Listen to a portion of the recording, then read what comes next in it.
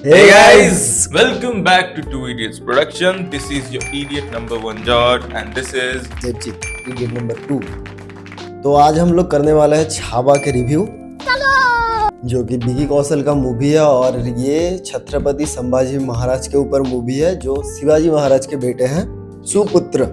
जी।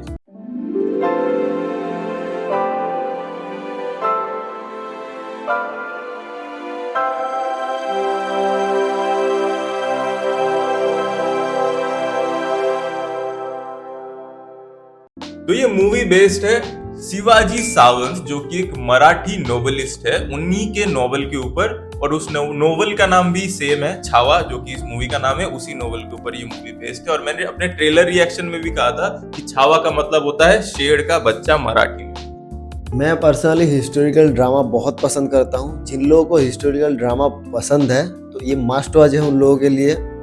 आते हैं विकी कौशल के ऊपर। बंदे ने क्या एक्टिंग किया है बॉस, बात तो सही है। मुझे आज तक का विकी कौशल का सबसे अच्छी एक्टिंग ये लगा। उरी और मसान के बाद मुझे ये दो मूवी विकी कौशल की बहुत पसंद है। मैं सरदार उधम को भी मेंशन करना चाहूंगा उसमें, वो मेरी पर्सनल फेवरेट है। हाँ, ये लेकिन इसके बाद तो ये हो गई भाई साहब। ये आपने बोल चुका था पहले भी मुझे, लेकिन इनको नहीं बोला था ना। हाँ, लेकिन भाई क्या एक्टिंग किया है बंदे ने। विकी कौशल, सैल्यूट यू आपको। मतलब क्या एक्टिंग है बॉस, क्या एक्टिंग है। इस मूवी का एक ही दिक्कत है मुझे, जो कि है डायना पेंटी। डायना पेंटी बहुत ही अच्छी एक्ट्रेस है, तो वो जिनका रोल बहुत सुंदर लगती है बहुत इस मूवी सुंदर में। लगती है, लेकिन वो जिनका रोल प्ले करती है वो छोटा सा, कोई डायलॉग डिलीवरी नहीं है, कुछ नहीं है। वो किसी और एक्ट्रेस को भी ले सकते थे उस रोल के लिए। तो मूवी स्टार्ट होती है जहाँ पे दिखाया जाता है कि छत्रपति शिवाजी महाराज गुजर गए हैं और अभी उनके बेटे संभाजी महाराज तख्त पे, गद्दी पे बैठते हैं और राजा बनते हैं। उनका राज्याभिषेक होता है और उसके बाद उनका जो एंट्री सीन है भाई साहब, वो दिखाया जाता है कि बरानपुर फोर्ट, जहाँ पे मुगल कब्जा करके बैठे हैं, वो जाते हैं उस फोर्ट को कैप्चर करने। और स्ट्रेट फ्रॉम द बिगिनिंग आपको बेंचमार्क सेट कर दिया जाता है कि किस लेवल का एक्शन आपको इस मूवी में मिलने वाला है। कोरियोग्राफी भाई साहब बहुत अमेजिंग होती है। और एक चीज मैं मेंशन करना चाहूंगा कि जो भी आर्मर, वेपन, कॉस्ट्यूम्स यहाँ पे दिखाए गए हैं कि कैरेक्टर्स पहने हैं, उनको बहुत ही वेल रिसर्च करके बनाया गया है। मैं आपको बताना चाहूंगा कि जो भी आर्मर वगैरह है, तो इस मूवी के जो प्रोडक्शन टीम है वो लोग गए म्यूजियम में, फोटो लिए उन सब वेपन्स की, आर्मर्स की, और फिर उनको रेप्लिका बना के एक्टर्स को पहनाया गया है, जिसके वजह से बहुत ऑथेंटिक फील होती है ये मूवी। बिल्कुल। जिन लोगों ने तानाजी मूवी देखा है उसमें अजय देवगन ने छत्रपति शिवाजी का रोल प्ले किया है। तो इस मूवी का शुरू में जब वो तख्त पे बैठते हैं, मतलब संभाजी महाराज, तो आपको वो तानाजी का अजय देवगन याद आएंगे कहीं कहीं जगह पे, जो वो अपने मतलब वो सर पे जो ताज रहता है वो पहनते हैं। तो मुझे याद आया, जो लोग ने तानाजी देखा है आप लोग रिलेट कर पाओगे।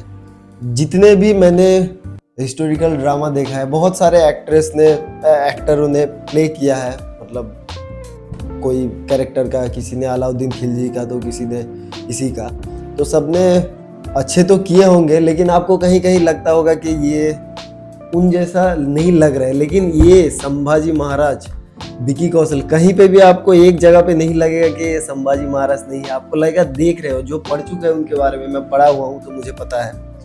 जो अपने फादर के स्वराज के बारे में, जो हिंद स्वराज, हाँ, हिंद स्वराज, उनके बारे में, और पापा मतलब क्या बोलते हैं उनको, बाबा साहेब, और मम्मी को आई साहेब।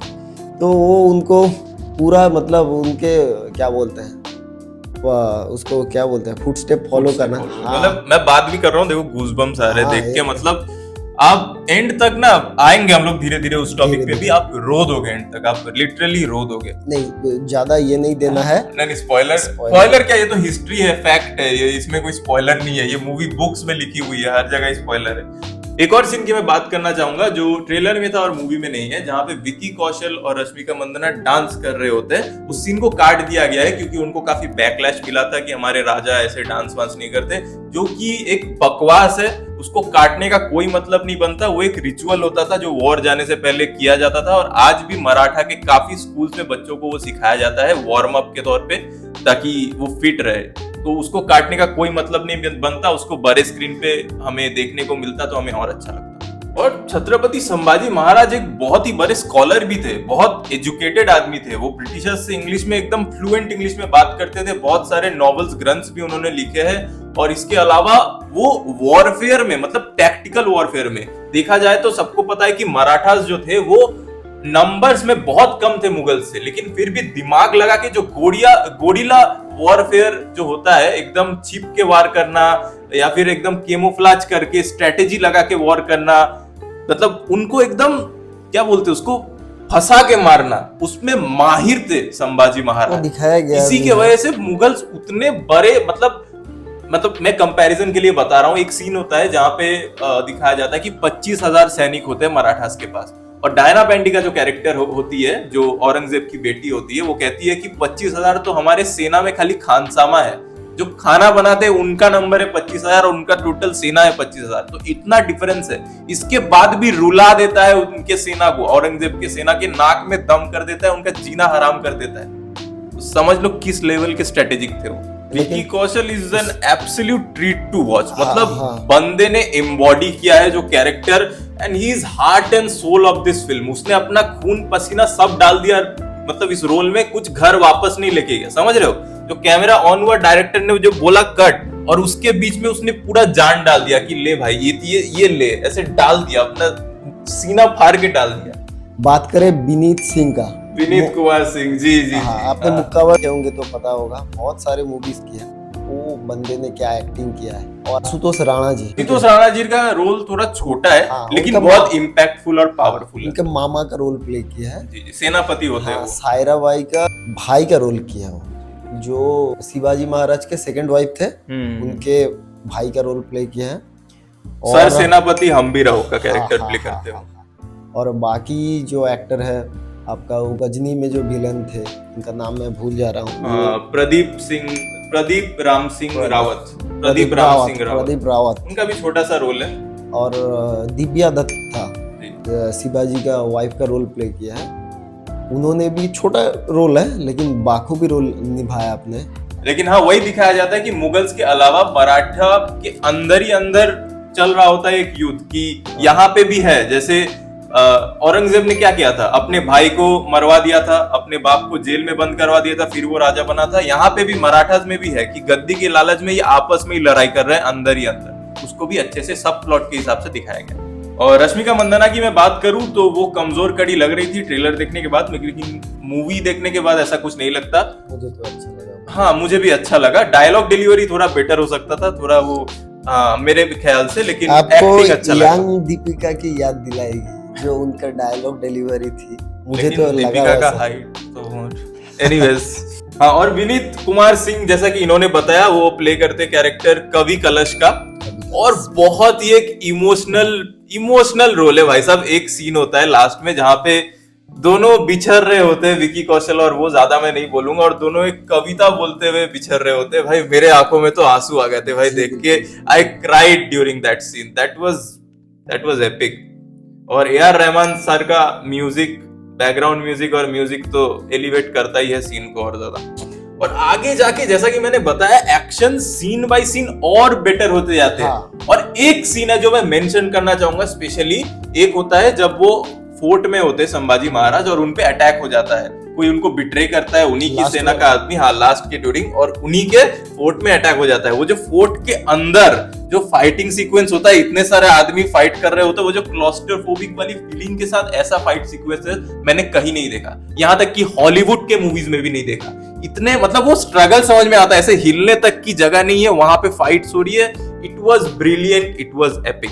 और एकदम हटा नहीं है, रॉ गोर ब्लड सेट सब हटा दिया, ये सब मार्को वार्को को पीछे छोड़ दिया, एकदम खून लाल, एकदम भाई नोट स्टोन अनटर्न्ड। लास्ट वाला फाइट सीन वो मतलब एपिक वो मूवी का बेस्ट पार्ट है। रो दोगे भाई साहब, इतना टॉर्चर किया जाता है संभाजी महाराज को, अंधा कर दिया जाता है, जीभ निकाल दिया जाता है, लेकिन उखाड़ दिया जाता है। यहाँ तक मतलब औरंगजेब भी उसको आके बोलता है कि भाई तू कन्वर्ट हो जा, तब मैं तेरे को छोड़ दूंगा, तू मुस्लिम बन जा। वो बोलते हैं तू कन्वर्ट हो जा, तू मराठा बन जा, तब मैं तेरे को सजा देते हैं।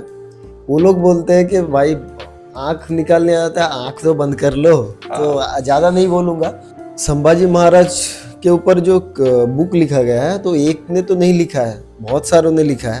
तो इनके ऊपर जिसका मूवी बना है मतलब जो शिवाजी राइटर है सावंत। शिवाजी सावंत जी। तो बाकी राइटरों का कहना है कि आपका संभाजी महाराज को मतलब पीसेस करके काट के वो नदी में फेंक दिया गया था, और किसी ने कहा कि कुत्ते को भी खिला दिया गया। मतलब वो टॉर्चर दिखाया गया है, मतलब उतना हद तक नहीं, मतलब लास्ट में क्या उनके साथ होता है वो दिखाया नहीं गया। बाकी यहाँ तक आपको मतलब रोना आ जाएगा रोना इतना आ भी। जाएगा, मतलब अगर आप थोड़े सेंसिटिव हो ना तो आप देख भी नहीं पाओगे, वैसे आंख हटा लोगे या आंख बंद कर लोगे, इस हद तक का दिखाया गया है इस मूवी में। मैं आंख बंद नहीं किया, मैं देखा।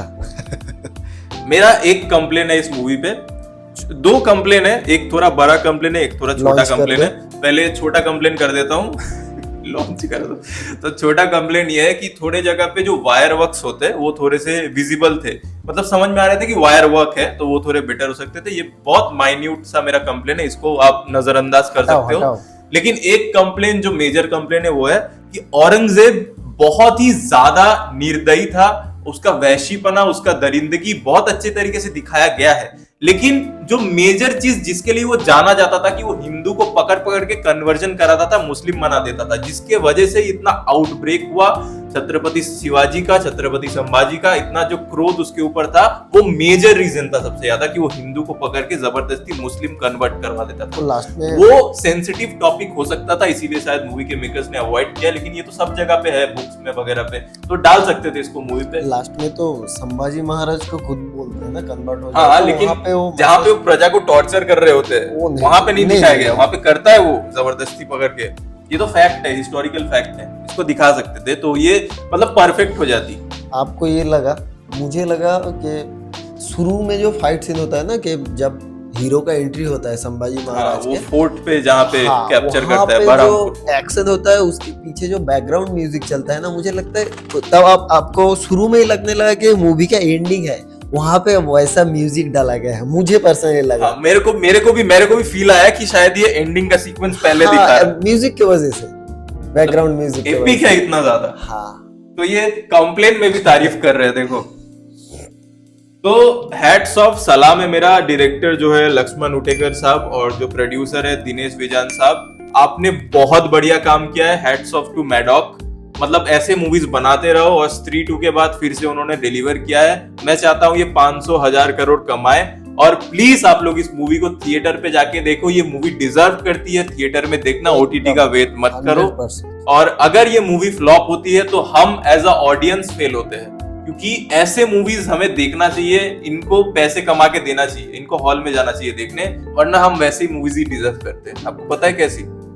ऐसी वाली जो मूवी नहीं होती, वही बनते रहेंगे पीछे फिर। पड़ जाएंगे हमारे इनके भक्तों। तो ये था मेरा रिव्यू। आउट ऑफ 10 कितना देना चाहेंगे आउट ऑफ बताइए। 10 हम देना चाहेंगे 8.5। और बाकी आपको ज्यादा चाहिए? मेरे तरफ से नहीं, आप अपना दे दीजिए, आपका मैंने कितना है?